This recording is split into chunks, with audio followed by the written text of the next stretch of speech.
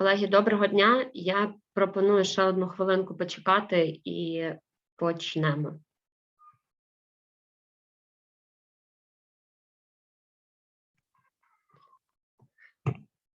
Друзі, доброго дня. Я думаю, ми почнемо і колеги інші приєднаються до нас з часом. Перше, я би хотіла сказати всім дякуємо за вашу роботу і за те, що ви тут з нами. За даними нещодавно оприлюдненими Міністерством культури і інформаційної політики, серед журналістів загинуло 18 осіб, викрадено 8, отримали поранення 13, безвісти зникло 3 і зазнали залякування 15 журналістів. Ми висловлюємо ще раз співчуття сім'ям і близьким усіх поранених, взятих у полон, зниклих безвісті та вбитих журналістів. І я на початку хотіла би попросити згадати всіх, кого з нами сьогодні немає, хвилиною мовчання.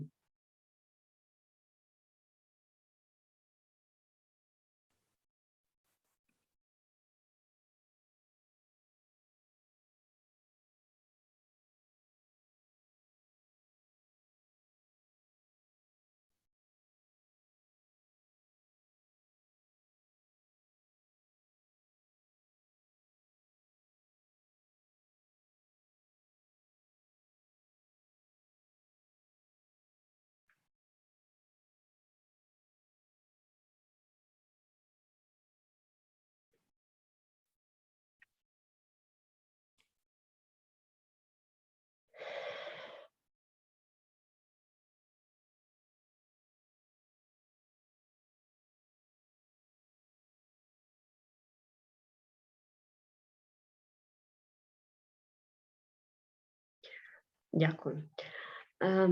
Важко переоцінити той досвід, який у більшості з вас вже є, та загалом роль, яку ЗМІ відіграють під час воєнного стану, надаючи своєчасну, достовірну та незаангажоване інформування громадян і всього світу. Мене звати Ліана, я координую проекти у сфері свободи ЗМІ, координатора проектів ОБСЄ. Я впевнена, всі багато знають про роботу спеціальної моніторингової місії ОБСЄ в Україні, яка збирала інформацію про безпекову ситуацію тут. Держави-учасниці ОБСЄ не досягли консенсусу щодо продовження її мандату, а термін їхнього мандату закінчився 31 березня. Тому по факту на сьогодні в Україні залишається одна присутність організації – це координатор проектів ОБСЄ, який вже понад 20 років допомагає вирішувати багато нагальних питань в проектній формі. Ми продовжуємо працювати і серед іншого, серед сфер нашої роботи є підтримка незалежних медіа, розбудова гуманітарного розмінування. Сьогоднішня подія – це перетин цих двох напрямів, і ми хочемо поділитися нашою експертизою в протимінній діяльності і водночас підтримати журналістів, яким тепер доводиться працювати у дедалі небезпечних умовах. Це перший спільний захід Комісії журналістської етики, координатора проектів ОБСЄ. Ми плануємо ще декілька, які мають допомогти журналістам працювати під час воєнного стану в Україні. Ми дуже сподіваємося, що це буде корисним. Більше інформації я розкажу наприкінці заходу. Ще з технічної сторони захід буде англійською, з українським перекладом. У вас на нижній панелі ви можете побачити, там є глобус, і можете обрати зручну для вас мову. Наразі я би хотіла передати слово людині, яка не потребує представлення, пане Андрію Куликову. The floor is yours. Thank you. Shall I moderate in English or I'm allowed to speak Ukrainian? Yes, Mільєнко says I can speak Ukrainian. There's a very professional interpreter, so почну не з того, з чого хотів почати. Тому що журналісти мають реагувати на те, що відбувається просто зараз. І просто перед початком нашої зустрічі надійшло повідомлення «Слава Україні! Вітання усім присутнім із Державного податкового університету». Я перепитав: Ірпінь? Так. І ще одне повідомлення. Доброго дня. Регіональний ландшафтний парк Краматорський на зв'язку. Якщо люди із таких міст зв'язуються з нами, значить ми будемо разом робити дещо дуже корисне. Ну, а тепер про те, з чого хотів почати. Моя остання закордонна відпустка була у Хорватії. Коли ми зараз кажемо, що такої війни яку ми зараз переживаємо, не було в 21 столітті, так, це правда. Але не забуваємо, що в Європі зовсім близько до 21 століття точилися дуже жорстокі з великими жертвами війни. І Хорватія мала частину своєї території окуповану, Хорватія відстоювала незалежність, і Хорватія пережила у великій мірі те, що ми переживаємо зараз.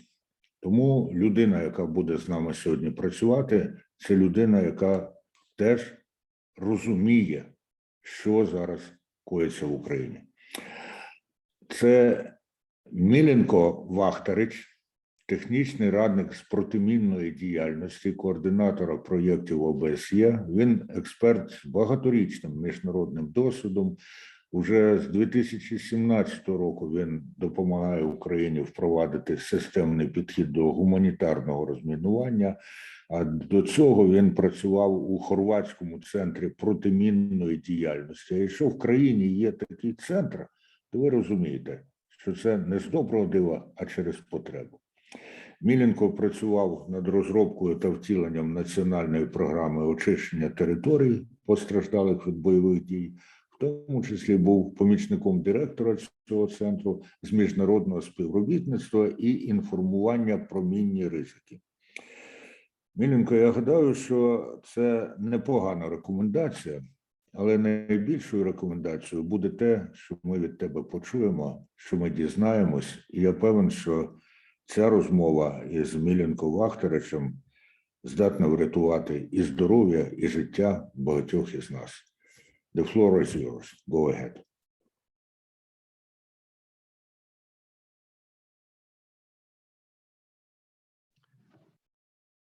Thank you very much, Andriy, for this introduction. I will now share my screen and start the presentation.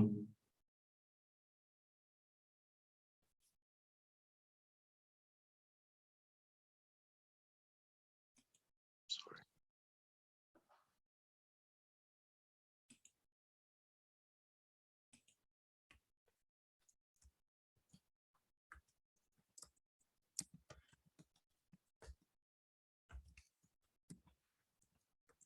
You see presentation? Okay. Yes. Thank you. So, as Andriy said, I'm coming from Croatia, and we had in Croatia and in Bosnia and Herzegovina, the beginning of 90s, a terrible war. That's something that we are now seeing here in larger scale in Ukraine. I'm starting with this graph. I know the statistic is sometimes not popular, and there are just numbers here, but I wanted to show you exactly how it was in the Croatia during the war and after the war. Why I'm showing this slide is the war in Croatia was between 91 and 95. So you can see here the number of mine victims and mine casualties during this period of time. So the whole period of the war, the casualties were going down because there were no big scale activities. But then in 1995, when we started the campaign or activity of liberation of Croatia, you see that there is a peak of the mine victims. It's not because of the conflict. The peak was there because when the land was liberated in 1995, people wanted to return back to their homes, and they become casualties of mine because they didn't have people who can advise them on the safe behavior, what to do, what not to do. We didn't have enough forces to prevent them to go there or to clear the territory before they return back home. And as you can see, as immediately as the system was put in place, the number of casualties was dropping down, rapidly dropping down. This is something that we can expect now in the territories that are liberated north from Kiev and in the other territory that will be liberated in Ukraine. This is what we have to prevent. And This is why I would like to emphasize today, through my presentation and through messages that we will hear today, how to prevent the future casualties, how to reduce the number of casualties in Ukraine, and also this is the huge role in the prevention is the role of the journalist. You should be the one who will pass this information, pass the message on right behavior, how to behave when you enter the territory that is liberated. So I am really hoping that Ukraine will not have this peak. The same situation happened in Bosnia and Herzegovina and in all previously war-affected communities. People are refugees for a long period. They can't wait to come back home. So the casualties happen. Not only OSCE, but together with the other international organizations, we started a campaign. We started a campaign as soon as the war started in Ukraine in 2014. Even before that, because Ukraine was also affected by the remnants of the previous wars, Second World War, First World War. They are still finding unexploded ordnance. Our colleagues from State Emergency Service, Ministry of Defense, the Special Transport Service, they are finding remnants of war from previous wars. But then the new conflict was spreading a lot of and much more lethal unexploded ordnance. So we started the campaign to teach or to show how to properly behave in the territories that are affected by the war. I'm always saying now that I'm always using this word war-affected territories because it's not mine-affected territories.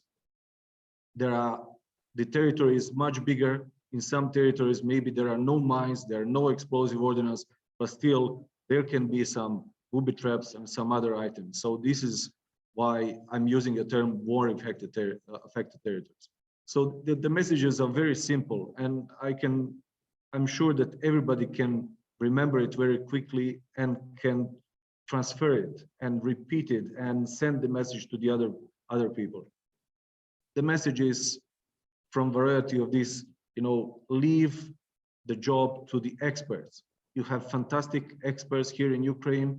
The agencies that I mentioned, there are other agencies, but you can see that State Emergency Service of Ukraine is working on a daily basis and removing explosive ordinances from these war-affected territories. Avoid places that are used by the military. Just don't go, don't be curious, don't research on the vehicles or any other military equipment that is abandoned or destroyed. Avoid these places because there can be unexploded ordnance inside, they can be booby traps. Again, avoid these destroyed territories, the houses that are destroyed. Don't dig there and try to find something because you can activate explosive device. Don't pick up any kind of the object that you see of the military origin. Is it the bullets, mines, or even if you see a uniform, you never know what is in this uniform, or is it the booby trap or whatever. So just avoid these places. And you can see that enemy is using this a different kind of improvised explosive devices or booby traps that can harm people, civilians, when they return to their homes. Any object that you see that does not belong to you, don't touch it. Like toys, like mobile phones, like any shiny objects that you see, oh, this is nice, let's see what it is. It can be booby trap. So please, the messages are very simple. You just have to follow this procedure. So the simple thing is, don't touch, don't approach. If you see something that is of military object or suspicious, call 101 or call 112. I heard that this is also a number that is now used in Ukraine. Call the police, leave this area immediately. In some cases, I saw also the messages, don't use mobile phones in this area, because mobile phones can trigger some devices. There can be explosions. Definitely avoid forest areas. There can be a lot of booby traps, or how you call it, rastyoshka. So definitely avoid these places. Avoid the areas of the conflict until the officials, state emergency service or other specialized units say that the area is clear. As you can see here in these messages, I did not use the warning signs, not for now, because we were using warning signs in the east where the conflict was stable, let's say. But now with the movements of the conflict, you never know where these warning signs are ending. You can see a warning sign, but maybe you are hundreds and hundreds of meters now into the minefield. So for now, warning signs are not the thing that you should look as a sign of the potential dangerous area, not until the specialists clear the land and clearly mark with the official signs the territory that is dangerous. So coming from this, I will just like to go to another slide.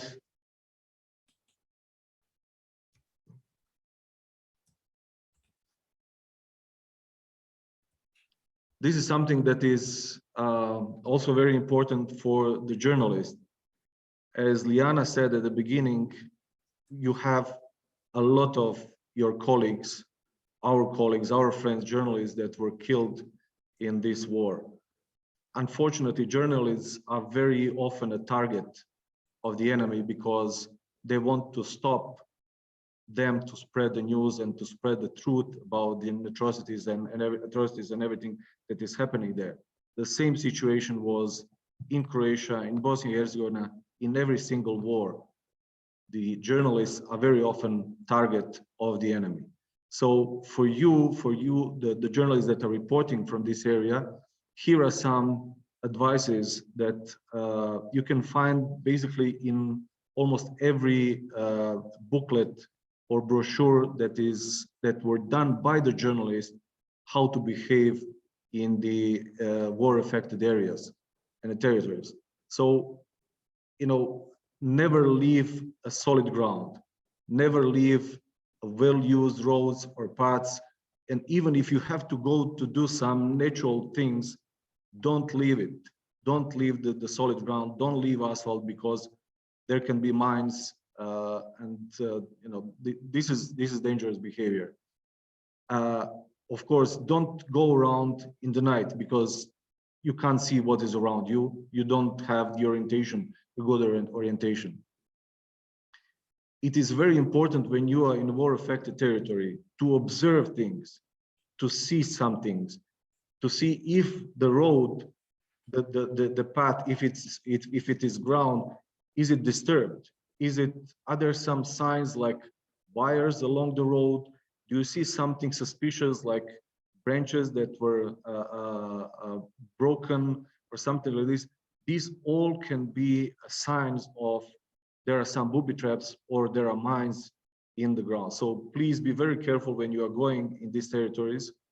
Just try to use all of your senses and try to see, look around, observe. You will find the signs of the danger. You can also see sometimes if somebody was there before you and saw some objects, they're using this, warning signs or signs that are just like this. You find a branch, you see the mine in front of you, you put the branch in a cross in front of it so that you know that this road is mine. Or you just put a stick in the ground and preventing people to enter there. If there are no sticks, you can use the pebbles and kind of mark the territory that is not there, that is showing that there are possibly mines. usually in the peacetime, I will never say you this to use it and to do this, because it's not professional, and you can just mislead the persons. But now during the war, this can be also a sign that there is a danger in front of you, so you should basically avoid these territories. Be careful and bear in mind that there are a few cases that there are only single mines, isolated mines. Usually there are minefields with more than 20, 30 mines around. So if you see one, there is 100% possibility there are a lot of mines around you. So when you see it, just try to leave this place on the same way that you came to this territory. The same for in the liberated towns of Irpin and Bucha, where you can see booby traps in the apartments, in the houses. When you're opening doors, you know, you can see this F1 grenade that made that placed like a booby trap. So please, if you see something suspicious, just leave this place immediately. And if you just observe it, if you see it, report to the police, and the experts will come and defuse these items. Again, the same as for civilians, never touch explosive objects, and never encourage others to destroy it in front of you so that you can film it. This is not a proper behavior. What is even worse is I saw, unfortunately, some of journalists were giving to kids military items like tails of the mortar, you know, and taking pictures with a child with this, the picture of the child that is surrounded with destroyed houses is sad enough. You don't have to increase it by giving them some items and saying, oh, you know, poor child with surrounded with the mines. No, this should be avoided 100%.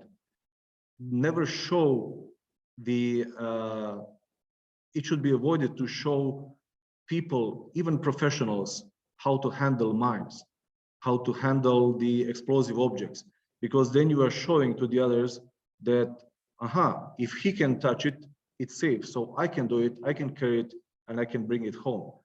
I have a video of one video, I'll try to share it now with you, that is showing exactly the behavior that should not be used and not be presented. So just give me a second to show you this.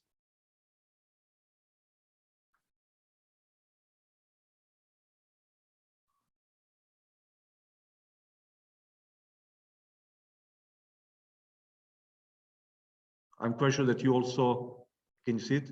I'm quite sure that you also this movie. Can you see it? Are you can see it?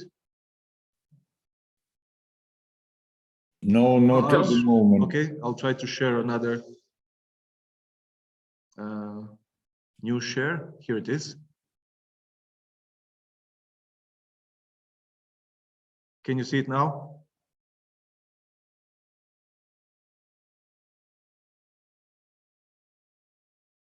So I'm sure that you all seen this video of military persons removing by foot anti-tank mines. That's bad. And this is even worse, showing pictures of people going across the mines. That's very bad, because you never know what type of mine is there. You have mines that have a counter. So 99 vehicles can pass. The 100th vehicle will explode because the counter will stop and it will explode. So this is a behavior that should be, this kind of a footage should be definitely avoided to show publicly. There are so many of these videos that I found on YouTube.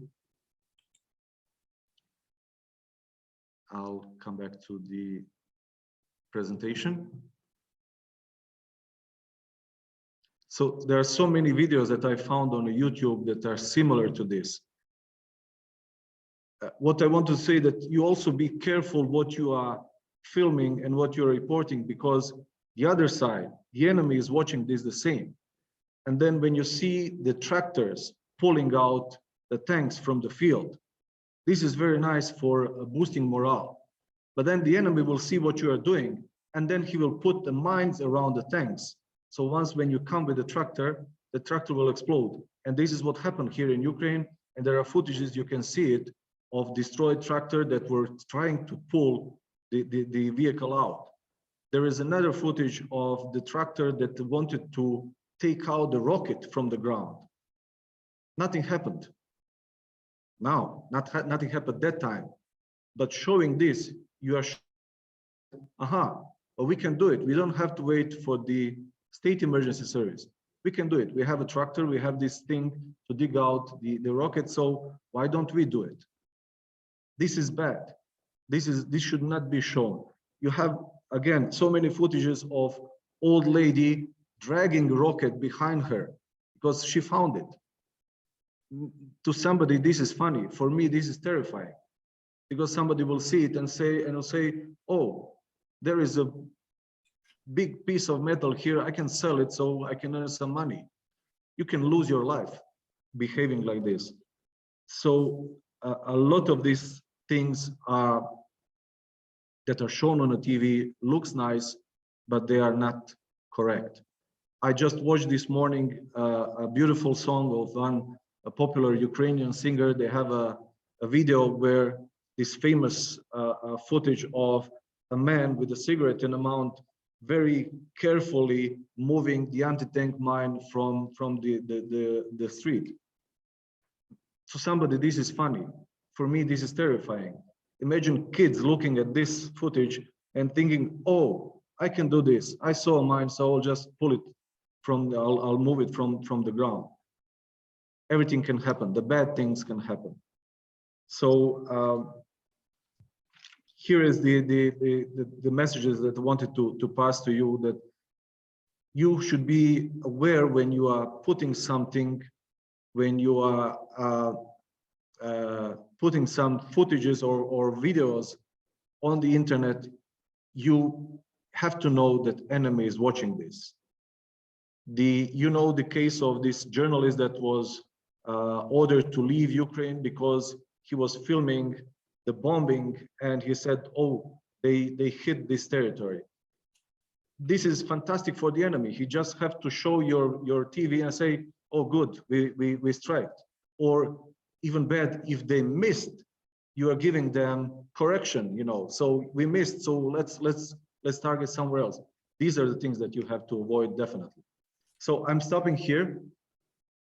With this, I have also a couple of slides about the convention if you want, but I'm also now open for questions and answers, and we can talk about the conventions later if you agree with this. Andrei, I'm leaving this decision to you. Хвала Ляпо, Мільєнко. І у нас вже є перші запитання, які надійшли в чат. І я нагадую, що можна або написати запитання в чат, або скористатися функцією «Підняти руку» у реакціях. Першою запитує Ліза Кузьменко. Вона пише: читала посібник за редакцією моєї колеги з комісії журналістської етики Діани Дуцик за редакцією Мільєнкової Вахтаріча. Там був приклад, як медіа порушують журналістські стандарти при висвітленні теми гуманітарного розмінування. Йшлося про заголовок: на Донбасі двоє підірвалися на міні, хоча джерело вказувало на невідомому вибуховому пристрої. Які ще порушення, окрім тих, про які ви говорили, Мільєнко, ви зауважували в українських медіа, от, зокрема, щодо точності термінології?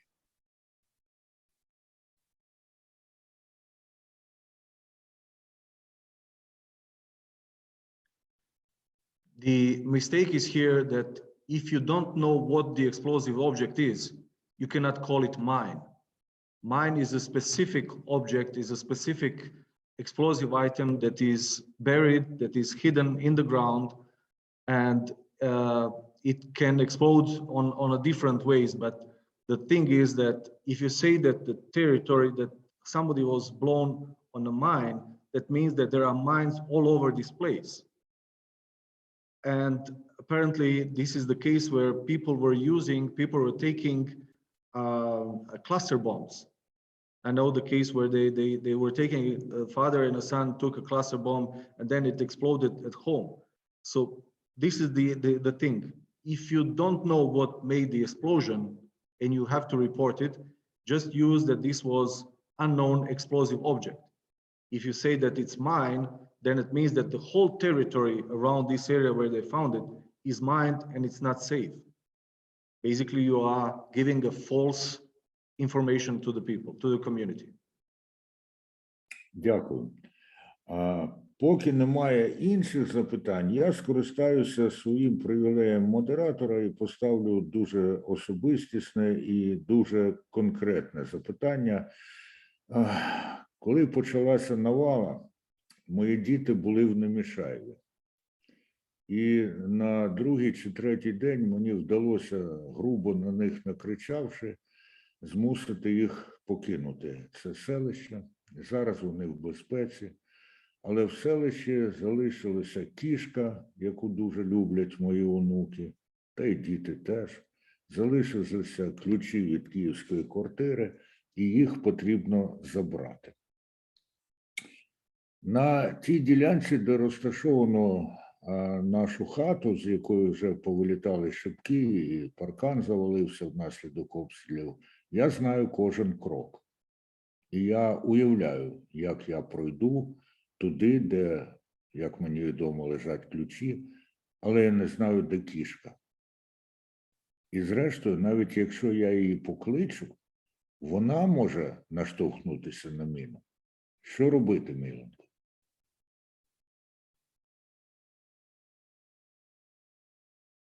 Well, first you have to wait. Well, you have to report it to the authorities, to the state emergency service. Ask them what is the situation in this area. If they say that they didn't have a time still to clear it, definitely don't go there. The cats are too light maybe to trigger anti-personnel mine or anti-tank mine, but they can trigger a booby trap or something else. So my advice in this case, don't go to this war offense from state or from national police, bomb squad, or whoever. Never go back alone. Дуже дякую, це дуже цінно. Мільєнко, як було організовано просвіту людей у Хорватії? Не лише ж потрібно розробити правила, а потрібно донести їх до якомога більшої кількості людей. Як ви це робили? І які засоби масової комунікації? Ну, тоді вже інтернет, звичайно, був, але не так поширений, як зараз. То що це було? Телебачення, газети, радіо, спеціальні листівки? Будь ласка.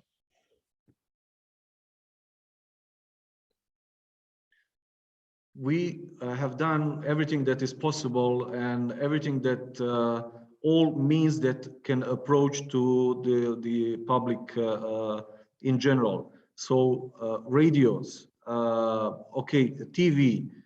We were going together with the specialists from the Ministry of Interior to the schools. We concentrated a lot on children because what we saw, and you know, this is very important, that message that you spread, it doesn't stay with you. You are then spreading this message, you are multiplying the information to your community if you hear something from the officials. So what we saw that when I give information to you, Andriy, that you know the mines are dangerous and all this stuff, you have your job, you have your daily problems. So you heard this information, yes, I know it, but now I have to do my job. When you give this information to the child, he comes home and he speaks with you, Papa, I heard about the mines, can you tell me more about this? Or with the grandparents, this is how they spread the word. And then you are telling them, yes, they are right, don't do this, you know, be careful. So we were concentrated a lot on children, and it was shown as a good strategy. But then we were also targeting endangered groups like hunters, fishermen, hikers, people that like to go to collect mushrooms. You know, we were agricultural farmers, because every group has a different behavior.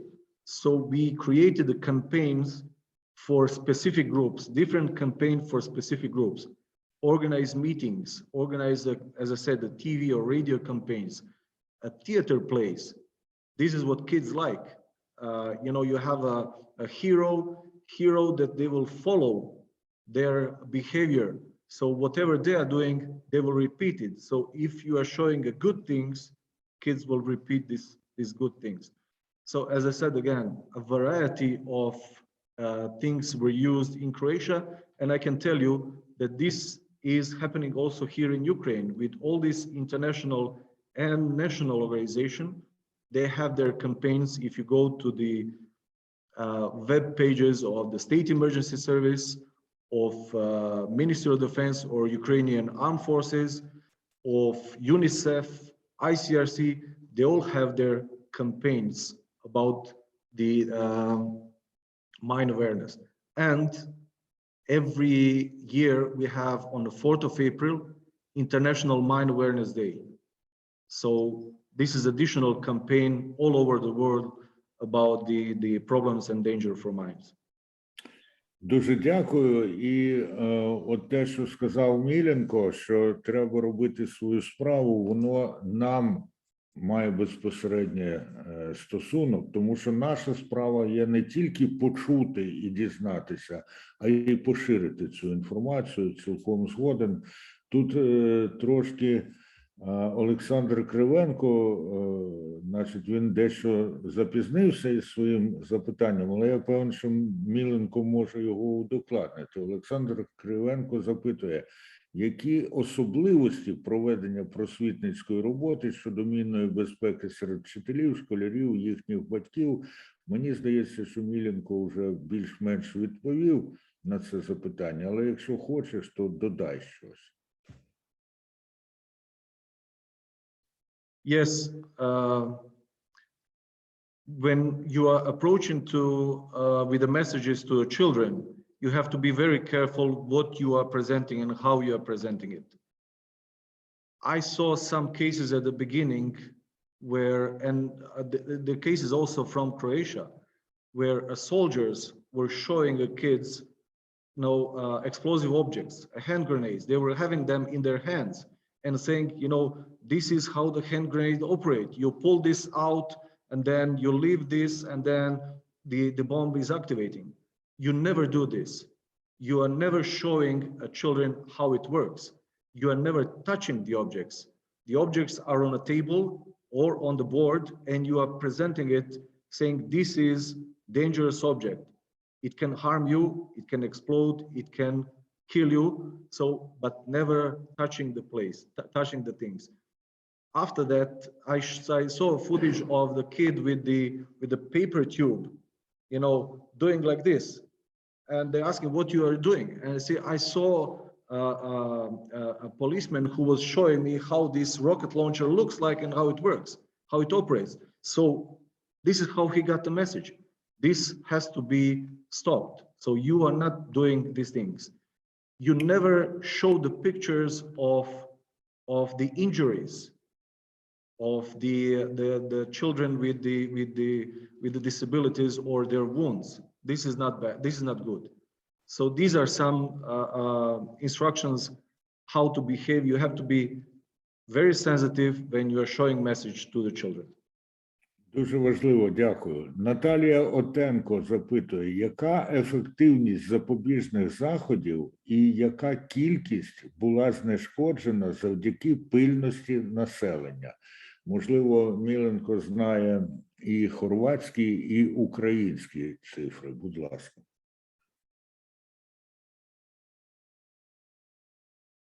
Well, the vigilance is not clearing the mines. The vigilance is protecting you to be a part of the statistic of mine victims. When you saw this slide with the graph of the casualties in Croatia, so we had this peak in the end of the war, and then we started with a systematic campaign of education, and you saw that every year the number of mine victims was reducing, and at the end, basically we had only casualties among the miners. Of course, when you are working with explosive objects, you can expect casualties. Last civilian victim from mines in Croatia was in 2012. We still didn't finish the mining. Last child that was unfortunately killed by mines in Croatia was in 2004. Now it's 2022 and we still have mines. So this is the presentation how the good campaign can prevent casualties among civilians.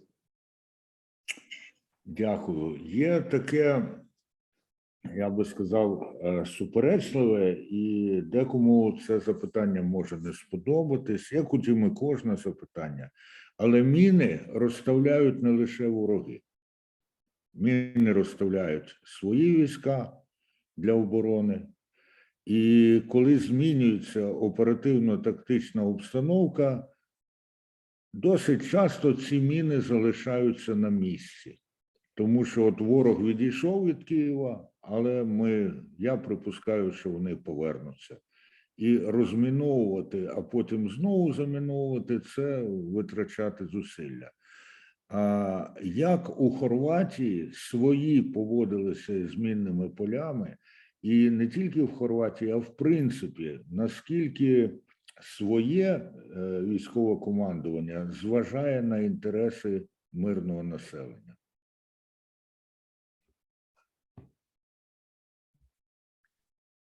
Every military unit that is planting mines, this is in their procedures, standard operating procedures, have to draw a sketch and have a record of that minefield.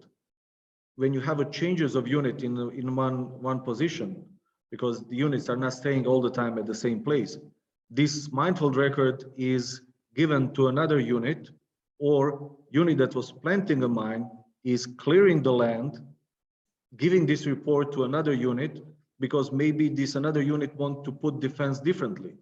So the good thing is when you have a regular forces, there are minefield records that are very helpful in a time of peace. They are saving a lot of money to the state where the land should be cleared. We had a problem at the beginning that we didn't have a regular army. We have a lot of volunteers that have weapons and mines, and they were putting these mines wherever they think that they should be placed. And then tomorrow you are going somewhere else and you are forgetting about these mines. This was what was causing the biggest problem in our region. A lot of territories were mined without any professional scheme or any professional records. When all the international organizations from the subcluster, mine action subcluster, what we were speaking with our colleagues from the armed forces, that we were urging them to keep these records. They don't have to show us now, but they have to keep these records for the peacetime. Then you will, as I said before, you will save a lot of money to the taxpayers in Ukraine, and the territory will be easily marked with the warning signs, so to prevent people to enter these territories. Дуже дякую, Мільєнко. Активізуються люди в чаті, є вже чимало запитань.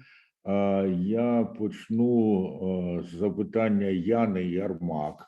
Вона запитує, чи правильно, що по новинах показують, як знешкоджують міни, а саме, що їх поливають водою під час знешкодження і накривають ганчіркою. Чи взагалі таке знешкодження є ефективним?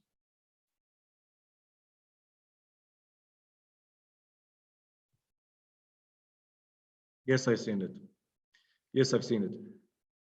There is nothing wrong with showing professionals doing their work. The one who is reporting and filming, he has to bear in mind to have a safety distance from the professionals who is doing the job. This was wrong in this footage. You see a cameraman just above these two persons that were defusing this big bomb. The security protocol was 0 there. So that was wrong. These two persons were very brave, but this is wrong. So as I said before, leave demining to professionals. They can show how they are operating, but this is what they can do, and this is their job. This doesn't reflect to the other people, to the other persons, as long as you are saying them this message. This is job for the professionals, not for the civilians. And I can tell you one situation, one case from Croatia. We had one person who was clearing the land because he was a soldier, a former soldier. He was clearing the land, and journalists were coming to him, and he said, listen, I cleared my land, I'm doing this much quicker than the professionals. So he was a hero. And then journalists were coming to us and say, why are you doing so slowly? But look at this guy. He is not trained, but he is doing this very quickly. Everything was okay until his cousin was killed in the field that he cleared.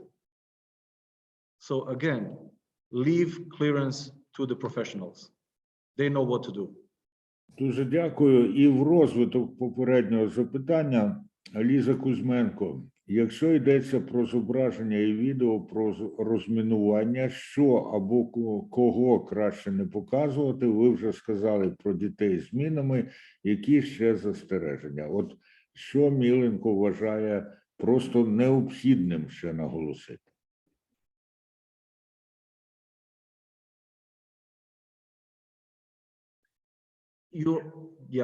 When you are presenting how the miners are clearing, you are not showing them the process of diffusing and this stuff. You're just showing the procedure of clearing the land with the metal detectors.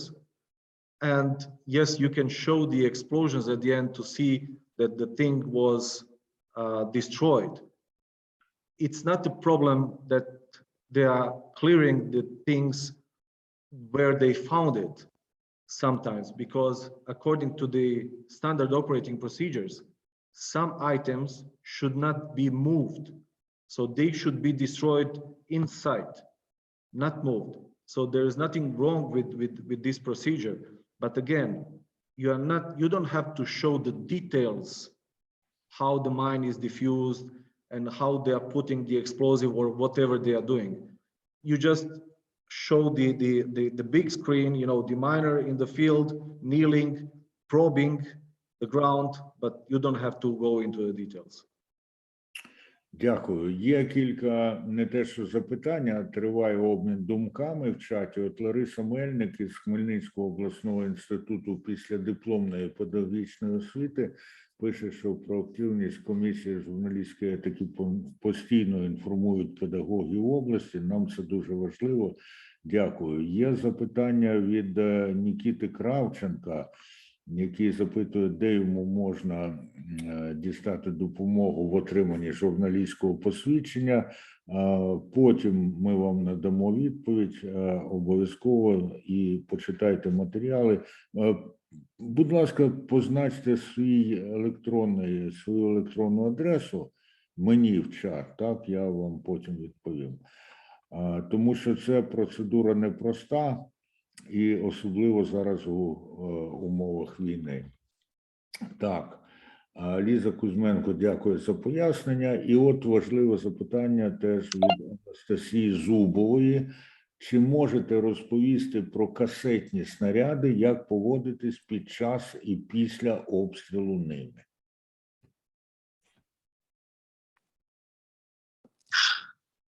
Well, during the shelling, you have to go to find a shelter.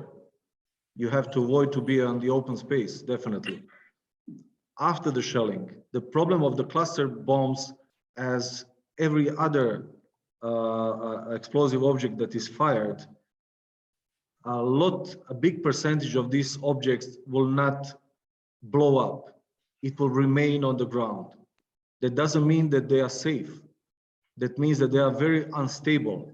And in the procedures, the cluster munitions, you never move it.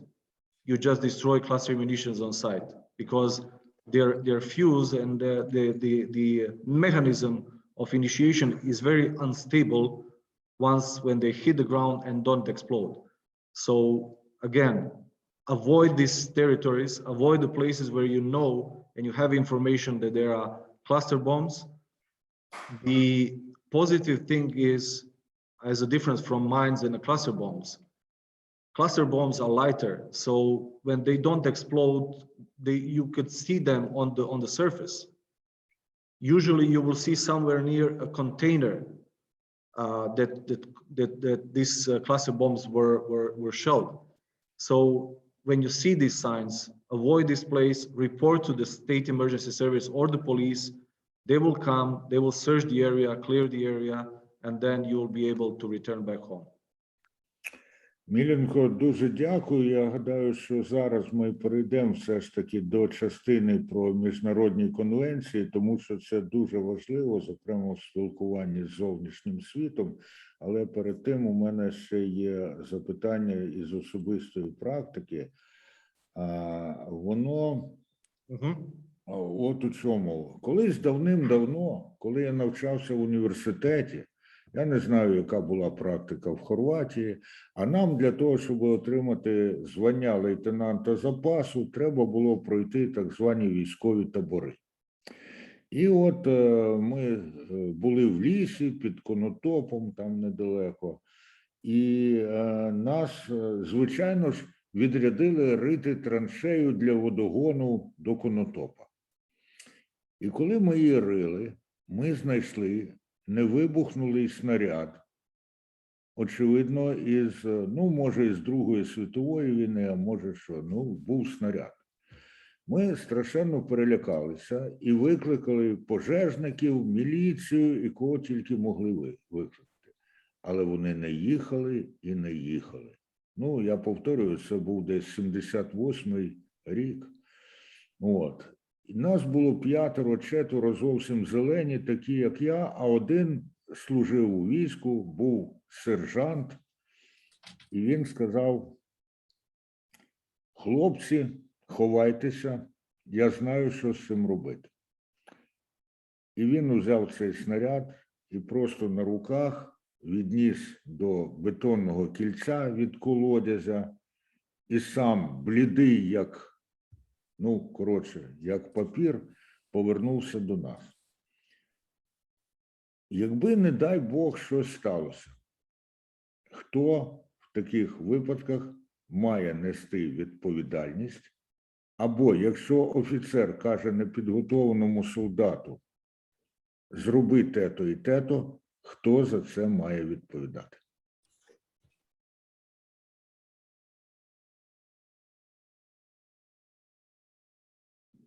That's a very good question. There is a law, and there is regulations, and there are the occupations who are trained to do these things. This is going into the risk of their occupation, and if something happened with them, they are, according to the law, covered with some insurance policies or the other things. I don't know how it is in the other occupation in Ukraine done, but I think also in construction, if you get injured during the work in the building, you will be compensated for if you were following all the procedures. Unfortunately, for these persons who are not professionals and doing the stuff, if something happened to them, they will be a mine victim, maybe disabled, and maybe they will survive, but they will have a problem. They will become, it's tough to say, but they are becoming a burden to the society, first to their family, because they cannot anymore give income to the house, but then the society will have to take care of this person just because they were doing things that they are not authorized to do. So again, your colleague was very lucky that nothing happened to him, but this is exactly the behavior that should be avoided by any means. Дуже дякую. І переходимо все ж таки, Мільєнко, я попрошу 10 хвилин про міжнародні конвенції. Це важливо, а потім ще є одне-два практичні запитання. Будь ласка.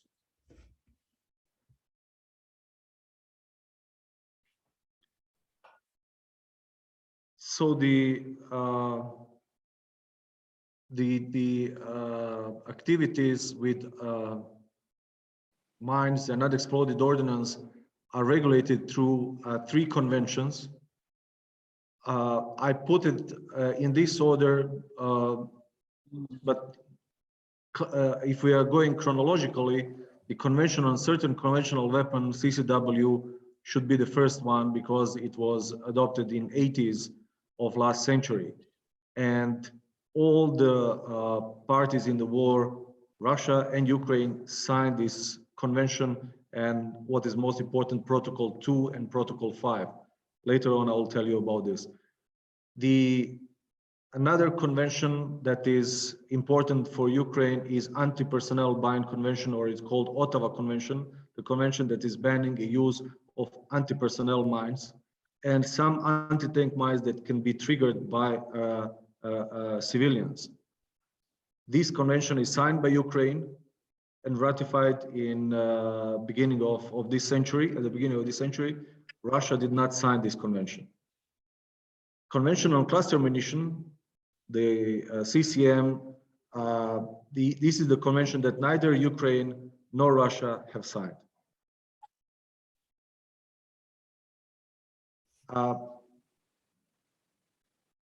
Just quickly, the obligation from the Ottawa Convention or Anti-Personnel Bind Convention is not to use anti-personnel, or the countries that signed the convention should not use anti-personnel mines in any case, should not stockpile, retain, or transfer or sell the anti-personnel mines, and they are encouraged to destroy all the stockpiles of anti-personnel mines.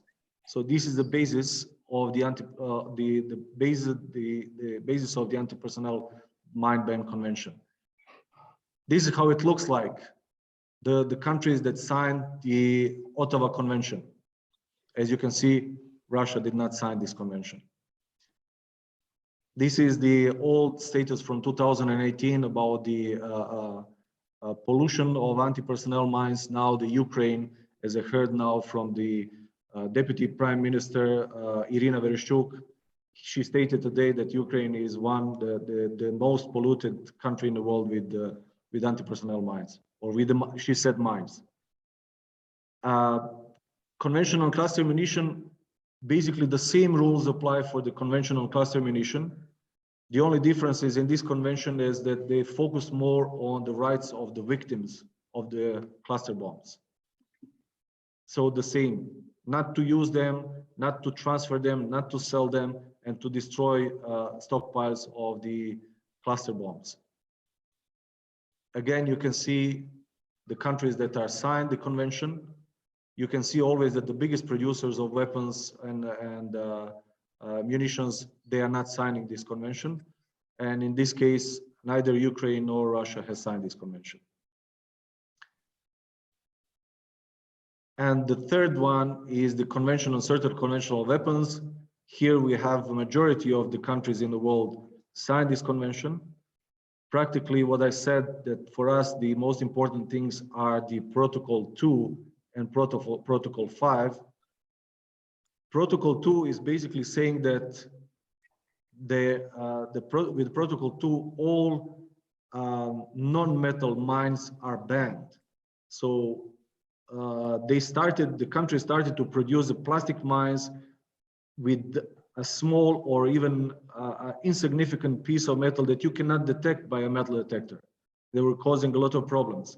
So with this convention, it's ordered that every single mine should have certain quantity of metal that can be easily detected, or that mines should have a time fuse that they will explode after a certain period of time. I saw now also that footages on on the media that Russians are using this butterfly mine that have the letter C, as means a self-destruct. But the question is, what is the quality of this, and will it self-destruct? Usually it doesn't self-destruct. So this is the problem. And Protocol 5 is basically saying that every country that is a signatory of this protocol have to clear his territory from explosive remnants of war. These protocols were not enough. So this is why the new campaign was started to have 2 new conventions, anti-personnel mine ban convention that is stopping production of every single anti-personnel mine and to destroy it in the stocks. And the same is with the cluster munition convention. So that's it about, I have here, well, maybe I can, well, you can go to the web pages of the State Emergency Service and you can see the mines that are usually the most commonly found now in Ukraine during this war. Дякую, For Мілєнко. questions. Я вважаю, що це важливо знати, зокрема і для того, щоб працювати з закордонними засобами масової інформації та зі своїми. І повертаємось до дуже практичних запитань. Власне, тут сформувалося їх кілька, і вони всі приблизно на ту саму тему. От Наталія Отенко запитує, чи важливо пильніше наглядати за домашніми тваринами під час розмінування територій, а Яна Ярмак в продовження питання Наталії запитує, що в деяких містах заміновують території, попереджають про це населення або розвішують спеціальні таблички, але ж безпритульні тварини не вміють читати, і в них немає хазяїна, щоб слідкувати за цими тваринами. Що буде з ними в такій ситуації? І Ліза Кузьменко, чи має значення вага тварини? Наприклад, що ваги кішки буде недостатньо, щоб вибуховий пристрій зреагував. Отже, про потребу догляду за домашніми тваринами, про те, що робити з безпритульними тваринами. Будь ласка, це важливе запитання. А я до нього додам ще одне після того, як Міленко відповість.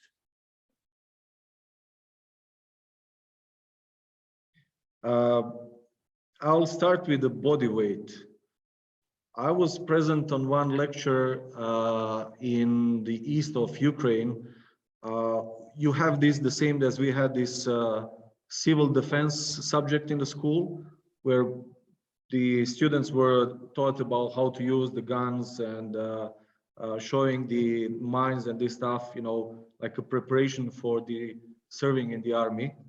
And the professor said one thing, that the pressure for anti-personnel mine is, you know, X kilos, a smaller amount, and the pressure for anti-tank mines is above 100 kilos.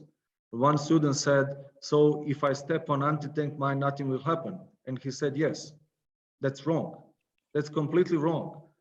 You never know how the fuse is set on what pressure. So you never say that it's safe to walk on the field where there are anti-tank mines and nothing will happen to you. So this is like a body weight ratio. The same goes to the animals. You can see goats walking or dogs walking to the field. That doesn't mean that this field doesn't have anti-personnel mines.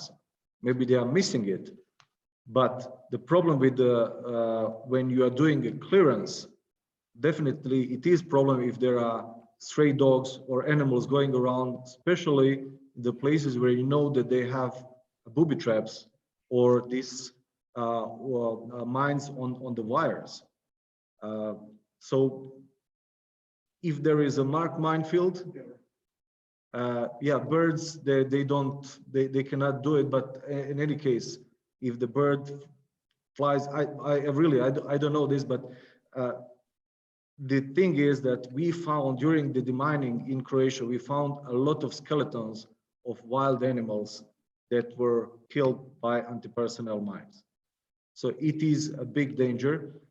Somebody was saying, okay, I have a herd of goats or sheep and I will put them to walk over the field, and after that I'm sure that nothing will happen, that this is safe. No, it's not. So again, the territory that is identified as suspected and dangerous should be cleared by the professionals. Дякую, Мільєнко. Своє запитання я відкладаю трохи, тому що дуже важливе запитання від Анастасії Зубова. Можна уточнити, які конкретно положення конвенцій Україна може використовувати на власний захист в міжнародних судах? І що конкретно означає, що Україна і Росія не ратифіковували цих конвенцій? Ми тоді не маємо права вимагати якогось захисту в міжнародній площині? Чи як?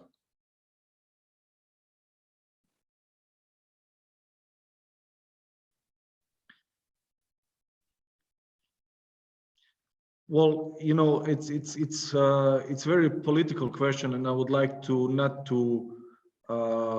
answer it like this. I would answer it personally as my opinion. All weapons, mines, cluster bombs are bad, and they're used to kill civilians. So it doesn't matter, is it covered by the convention or not covered by the convention? These weapons should not be used and should be banned. Should not be used in the war. But unfortunately, we live in not perfect world, and even the countries that signed the convention, we know that they are breaking this, they are breaching conventions. The countries that are not signing conventions, they are, I will give you an example of the United States of America. They didn't sign conventions, but they made a strong statement that they are no longer producing, no trading, not using anti-personnel mines, and they are keeping with this. They didn't sign it. I don't know what is the reason, but the United States is the biggest donor and was a producer of the arms, but they stopped producing this kind of weapons. So you see, the convention is good. The convention should be signed, and one of the roles of all of us is to advocate for every single country in the world, every single government to sign the convention so that we can get rid of these items, dangerous items. But we are not, as I said, we are not living in a perfect world. Дякую дуже, Мільєнко. І я думаю, що ми вже підходимо до закінчення нашої роботи. І тим більше у мене є бажання почути відповідь ще й на власні запитання. В продовження того, про що запитували і Наталя Отенко, і Яна Ярмак, і Ліза Кузьменко, про тварин.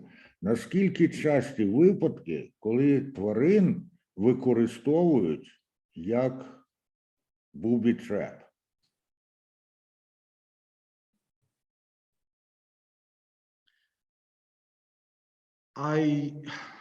I can't say. I would not. I would lie this if I would say that I have knowledge about this. You know, unfortunately, of course, the imagination of the people is very, very big, and they can, if they want to harm you, they can do everything, and even booby-trapped animals, so that they can make more damage. But I didn't hear about such a case. I know that some animals are used as a carrier of the explosive and bombs, but I didn't hear about such a case. Слава Богу, але насправді, звичайно, виключати ми такого не можемо. І ще одне запитання. Мільєнко згадав про, скажімо, мисливців, рибалок, інших людей, грибників, до яких я належу, я грибник завзятий, які є серед потенційно найбільше загрожених людей, коли відбувається мінування лісової місцевості. Але там ще є і озера, і ставки, і малі річки. Як часто відбувається мінування у воді? Чи такого нема, і чи це додаткова небезпека, чи навпаки, от міну може затягти мулом, і вона припинить функціонування? Yes, this is also a big danger, a big threat. You can have mines that are on the shores of the rivers and lakes because the flood or something just brought them there. So you can think that I'm far away from the battlefield, so it's safe, but the mind can float, can move and come to the places where they were not before. You have the places where the beaches were mined just because of protection. You have the anti-ship mines that are all over the territories that are in a conflict. So again, the experts, and Ukraine has fantastic experts, deminers for underwater demining. They should check this territory. They should clear this territory. And if you see something suspicious, your obligation is to call them, to report this to them so that they can come and destroy this item. Before I give the floor again to you, Andrea, I just saw in my notes something here that I want to also mention. There is also one a theory, or I don't know how to call it, that if you are burning the area, if you burn the grass, that everything that is in this grass, mines or any objects, it will explode. So after burning, you can safely use this ground. That's wrong. That's false. Maybe there will be some explosions, but mostly what is happening is that because of the heat and the fire, the mine will not explode, but it will be more unstable. And then if somebody will move it or touch it, it will explode easier. So never use a fire to clear the land. Never use it. The last case that I mentioned of the civilian killed in Croatia was a farmer who burned his grass, and then he went with the tractor to the field, and the tractor triggered this jumping, blasting mine. So fire does not destroy mines. Міленко, я обіцяю, що це буде вже моє останнє запитання, а для інших я вже попередив, що ми закінчуємо роботу. Тут дуже важливо насправді запитання від Наталії Отенко, але я гадаю, що знову ми почули позицію Міленко, що до цього будемо самі з'ясовувати юридично, підписантом яких міжнародних конвенцій має стати Україна, щоб уникнути обвинувачень, фейків щодо мінування акваторії моря. Це питання юридичне, ми на нього обов'язково потім відповімо. А моє запитання до Міленка дуже просте. Як сталося так, що ти вирішив зробити розмінування, власне, справою свого життя? Це якісь технічні знання специфічні, які були? Це просто так сталося? Чи це особиста історія, яка переконала тебе в тому, що це потрібно робити? Будь ласка.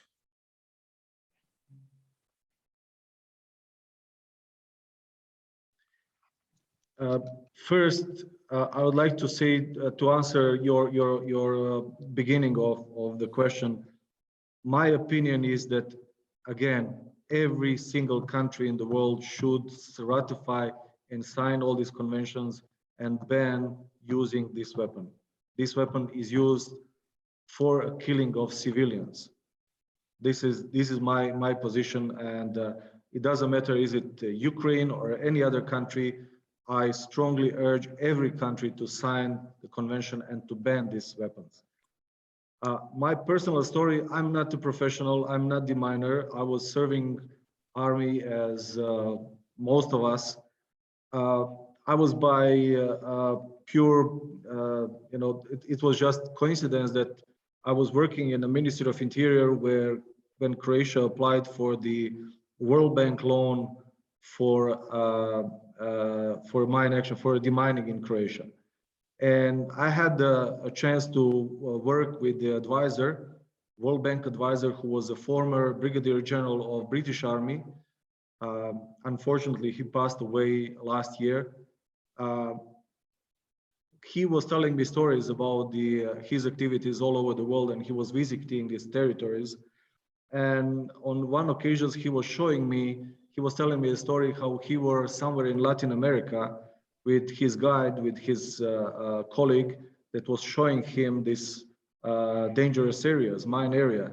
And he said he looked like a Rambo, you know, with all this munitions and all this stuff, short sleeves, camouflage jacket and all these things.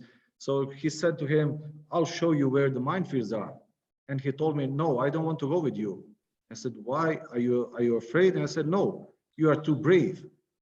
And I need somebody who is scared. I don't want to go with you to a minefield because I don't know what will happen to me. So, you know, listening to these stories, I continued to work. I transferred from the Ministry of Interior to the Mine Action Center. And later on, I had another colleague from France that we were visiting one of the minefield sites. And a colleague of mine said, we found this prom mine, jumping, blasting mine. And he said, do you want to see it? And I said, yes, of course. But my French colleague said, no, I don't want to go there. So I was at the beginning thinking of him, oh, you know, he's like a coward. Why don't you want to see this? So when we approached this, and when I saw this guy stepping over the line and going into the deep grass, where somewhere there might be this mine, then I scared and I said, oh, come on, stop it. I don't want to see it. I'm leaving because I don't trust you. You are too brave. We don't need the brave people in the mining. We need smart people. We need very trained people. So this is why we are continuing this work here in Ukraine. We want to train Ukrainian soldiers, Ukrainian deminers, not soldiers, Ukrainian deminers that are using humanitarian demining, how to proceed, how to clear the land that will be safe for usage of the end users, of the civilian farmers, but also how to use the standard procedure that will keep them alive. So again, they don't have to be brave, they have to be trained and very careful. Дуже дякую, Мільєнко. Колеги, Хорватія виборювала свою незалежність у кривавій і важкій війні. Хорватія мала частину своєї території окуповану державою або агентами держави, яка за розмірами і потенціалом переважала Хорватію. Хорватія вистояла, Хорватія звільнила окуповані території, Хорватія зазнала людських і матеріальних втрат, Хорватія відновилася. Тому я дякую Мільєнку Вахтарічу не лише за ті знання і поради, якими він поділився з нами, що стосується саме оцієї мінної тематики. Для мене він, хоча і міжнародний співробітник і експерт, він є хорват, і він є одним із джерел натхнення і знання, що Україна здатна вистояти, здатна звільнити окуповані території і здатна відбудуватися. Дуже дякую. Тут надходять до чату ще подяки так само Мільєнку Вахтарічу. Колеги, він все не встигне прочитати, тому там є така реакція або оплески, або сердечка. А ну, покажіть нашому лектору. Так, оплески або сердечка. Великий палець, там ще є великий палець, теж важливо. Мільєнко, дуже дякую. Оце є свідченням того, що твоя лекція була корисна, а головне, вона буде корисна. Ну і на закінчення я передаю слово Ларисі Хоровицькій, щоб вона підбила підсумок нашого. Can I just say one last word? Наступне. Just last word. Okay, yeah. I just want to tell you that you should be proud of your specialists, your experts. Really, you have extraordinary people that are doing this job in state emergency service, in special transport service, in Ukrainian armed forces that are doing humanitarian demining, in national police. So just be proud of them and leave them do their job. Just, you know, believe in them. They are fantastic. Дякую. Тепер Ліана Хоровицька, будь ласка. Дякую дуже. Я хотіла якраз підсумувати тим, що роботу треба залишати професіоналам з іншої сторони, з одної сторони або з іншої. Дякую дуже Мільєнко, дякую дуже Андрію Куликов, дякую учасникам. У нас ще є там в чаті одне запитання, я не знаю, чи ми можемо його озвучити з приводу підписантом яких міжнародних конвенцій має стати Україна, щоб уникнути обвинувачень фейків щодо мінування акваторії морів. Можливо, ми його проговоримо, якщо Мільєнко знає відповідь. Ліано, я це запитання прочитав. В мене зник зв'язок, вибачте, того я тоді, сорі. На нього відповів в той спосіб, який вважав запити. В мене останні 10 хвилин не було зв'язку, я перегружала інтернет, тому вибачте. Тоді повертаюсь до final words. Дякую вам дуже. Ліза вже написала, що ми плануємо серію заходів. Наступний захід відбудеться в п'ятницю. Він буде присвячений журналістським матеріалам як інструментам в судовому розгляді. Я просто стисло скажу, про що там буде. Ми зробимо анонс, але просто щоб ви знали, в яких міжнародних судах і за яких умов можуть стати доказом журналістські матеріали. Якщо журналіст став свідком, чи можна робити журналістські, що можна зробити, щоб цей матеріал став доказом. І як може потрапити до міжнародного судового впровадження і що робити, щоб це сталося, знову-таки журналістський матеріал. Це дуже стисло, наступна п'ятниця. Я вам дуже дякую. Я сподіваюся, що ви близькі у безпеці будете і наскільки це можливо. Сподіваюся з вами побачитись. Дякую комісії, дякую колегам і сподіваюся до зустрічі. Хай живе і використовуйте набуті сьогодні знання, а також здоровий глузд. На все добре. На все добре.